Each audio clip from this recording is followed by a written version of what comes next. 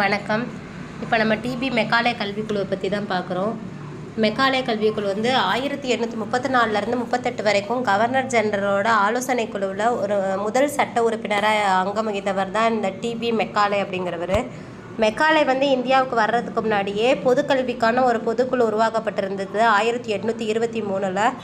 எந்த மொழியில் வந்து கல்வி கற்பிக்கப்படணும் அப்படின்றக்காக கம்பெனிக்கு வழிகாட்டுறக்காக தான் இந்த குழு போட்டாங்க. இந்த குழுவே வந்து ரெண்டாக பிரிஞ்சிச்சு. ஒன்று கீழ்த்திசை குழு, இன்னொன்று வந்து ஆங்கில மரபு குழுன்னு. கீழ்த்திசை குழுங்கிறது பிராந்திய மொழியிலேயே கல்வி கற்பிக்கப்படணும்னு சொல்லிச்சு. ஆங்கில மரபு குழு வந்து மேலை கல்வி வந்து ஆங்கில வழியில் தான் கற்பிக்கணும்னு சொல்லிச்சு. மெக்காலே வந்து ஆங்கில மரபு குழுவுக்கு தான் ஆதரவாக இருந்தார். அவர் 1835 ஒரு புகழ்பெற்ற இந்திய கல்வி குறித்த குறிப்புகள் மினிட்ஸ் ஆன் இந்தியன் எஜுகேஷன் அப்படின்ற ஒரு குறிப்புகளை வெளியிட்டார்.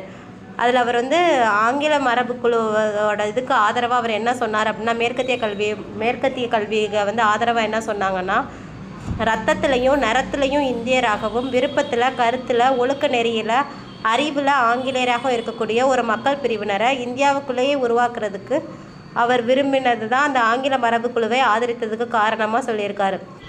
ரத்தத்தில் நிறத்தில் இந்தியராகவும் விருப்பத்தில் கருத்தில் ஒழுக்க நெறியில் அறிவில் ஆங்கிலேயராக இருக்கக்கூடிய ஒரு வர்க்கத்தினரை வந்து இந்தியாவில் உருவாக்க அவர் விரும்பினது அதற்கு காரணம். இந்த ஸ்டேட்மெண்ட் யாரோடதுன்னு கேட்பாங்க, மெக்காலேயோடது. தேங்க்யூ.